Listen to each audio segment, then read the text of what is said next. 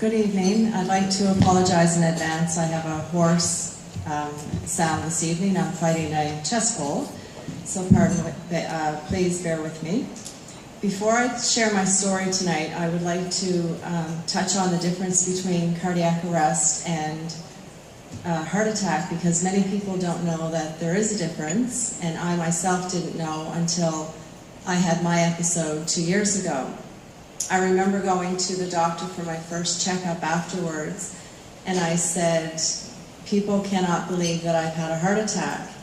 And they said, you didn't have a heart attack, and then they described to me the difference. So cardiac arrest, or sudden death, which it is normally called, is an electrical issue where the heart malfunctions and it stops beating unexpectedly. Death will occur within minutes if no one is around to resuscitate you. Only 5% of people survive cardiac arrest, and anyone can have cardiac arrest. It doesn't matter your age or anything like that.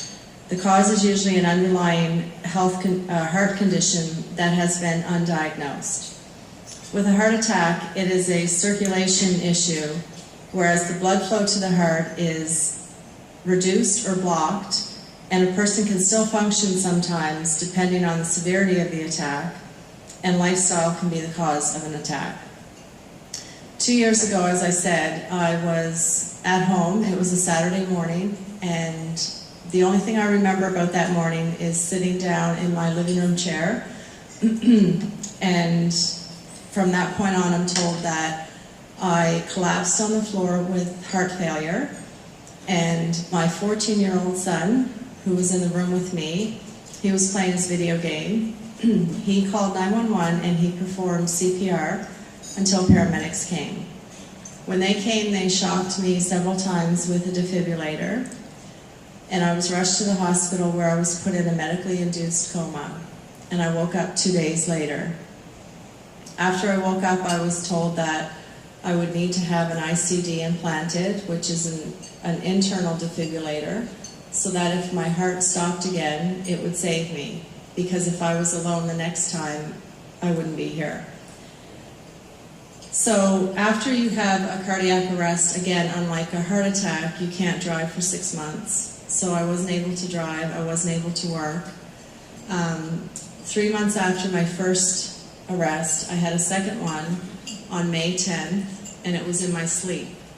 So I woke up that morning because of my device. I had no idea that that's what happened because I was sleeping, and I just woke up and I thought I was dreaming. And I have a bedside monitor which transfers data every evening to the hospital, but on the weekends nobody's there.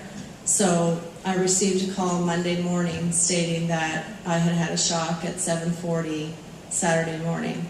So they asked me to come into the hospital, and when I went in, they told me that I wasn't allowed to drive for another 6 months. So that was really difficult. And they adjusted my meds and whatnot, and I went home, and 2 months after that, I had my third one.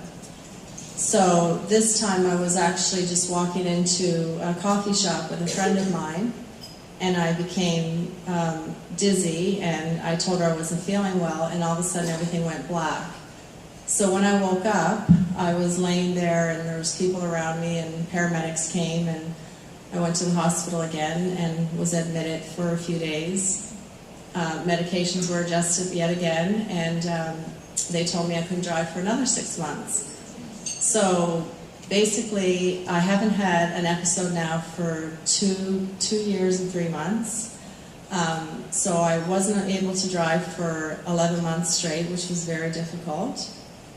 But anyway, so after all of that, my son, back to him, I had enrolled him in a babysitting course 2 years prior to this happening, because I have a younger son as well, and I wanted him to know what to do in case of an emergency. So I believe that his knowledge from the course that day is what made him respond the way he did, and I owe him everything for that.